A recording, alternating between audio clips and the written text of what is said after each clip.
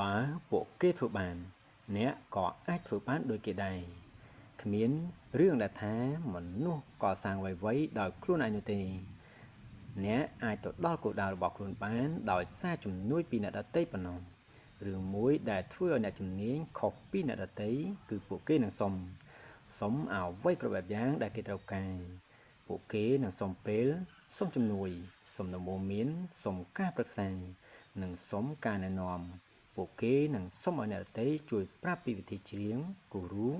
លេងសៀកគួយខ្សែសុំឲ្យជួយប្រាប់វិធីកំណត់ម៉ោងក្បាល CD និងវិធីជួសជុលរថយន្តនិងប្រាប់ផ្លូវ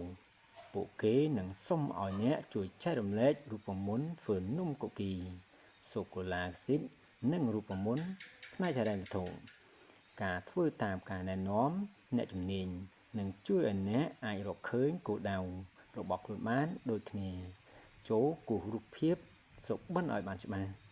ដែលសេចក្តីក្លាហាននិងសេចក្តីប្រាថ្នាដ៏ខ្លាំងក្លាឲ្យក្រោកឡើងសាជាថ្មីហើយសិក្សារៀនសូត្រក្នុងការសុំនៅអ្វីដែលខ្លួនឯងត្រូវការសុំឲ្យបានទទួលលទ្ធផលជាក់ស្ដែងដោយវិធីស្ថាបនាច្នៃប្រឌិតនិងសុំឲ្យសុំទានបើមាននរណាម្នាក់គេអាចធ្វើបានអ្នកក៏អាចធ្វើបានដូចគ្នារឿងនេះ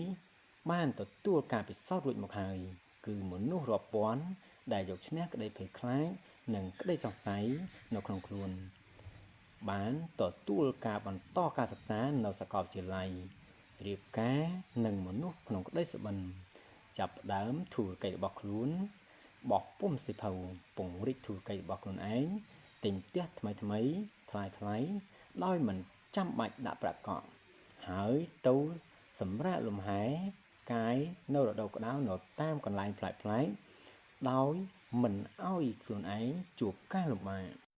ចូលស្រមៃឲ្យខ្ពស់ស្រមៃឲ្យដល់ទីណាអ្នកនឹងទៅដល់ទីនោះចក្ខុវិស័យរបស់អ្នកគឺពាក្យសន្យានៅអ្វីដែលថ្ងៃមួយអ្នកនឹងទៅដល់ឧត្តមការរបស់អ្នកគឺពាក្យទស្សន៍ទាយនៅអ្វីដែលអ្នកនឹងធ្វើឲ្យកើតឡើងនៅថ្ងៃមុខ